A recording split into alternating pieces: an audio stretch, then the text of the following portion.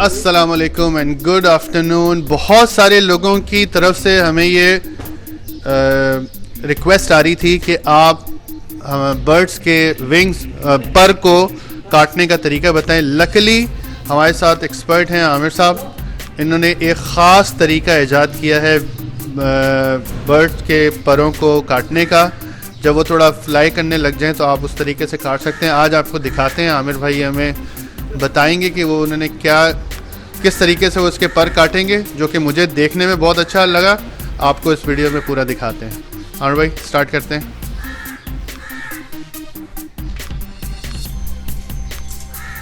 अच्छा जी, सबसे पहले तो कपड़ा डाल लिया, क्योंकि ये एक ऐसा काम है इसमें बर्ड काफ़ी परेशान हो जाता है, तो ज़रूरी है कि आप उसको जो है पहली कली छोड़ देंगे। हम पहली कली छोड़ देंगे, ठीक है ना। अब हम इसको यहाँ से रखेंगे।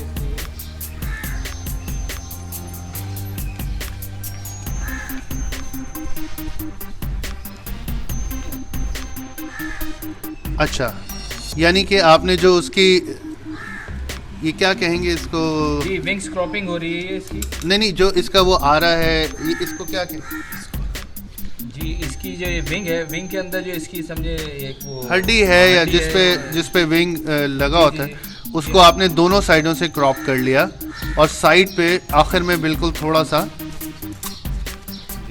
विंग छोड़ दिया, ठीक है। Very nice, very nice. Okay, ये कितना, अच्छा ऊपर तक। आमिर भाई ये जो तरीका है ये तो हम काकाटू पे कर रहे हैं, इसके अलावा यही सेम तरीका पर क्रॉप करने का ये किन किन परिंदों के लिए हम कर सकते हैं? जी, ये आप हर किस्म के पैरेट के ऊपर जो है ना अप्लाई कर सकते हैं। मतलब ये इवन हो, ग्रे हो, काकाटू हो, मकाओ हो, आप किसी के ऊपर भी ये जो मेथड अप्लाई कर सकते हैं। राइट। तो यानी कि ये जो छोटे परिंदे होते हैं जैसे कि कॉकटेल वगैरह, उसमें कॉकटेल में तो ज़रूरत नहीं है।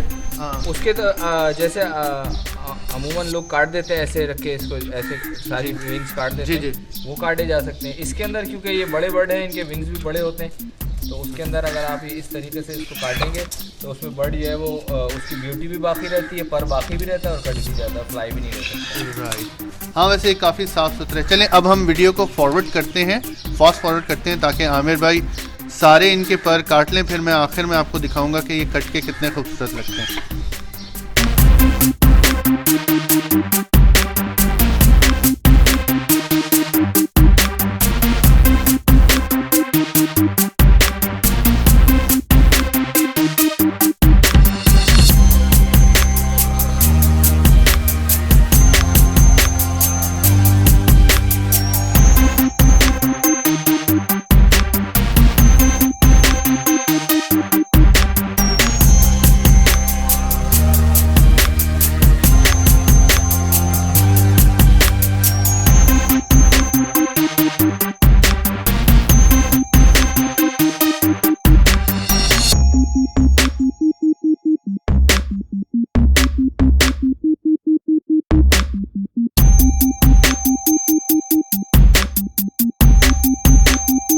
तो फाइनली हमारे काकाटू के पर ट्रिम हो गए हैं, कट गए हैं। ये ज़बरदस्त टेक्निक आमिर भाई ने खुद ईजाद की है। अब आपको दिखाते हैं कि इसका एंड रिज़ल्ट कैसा है।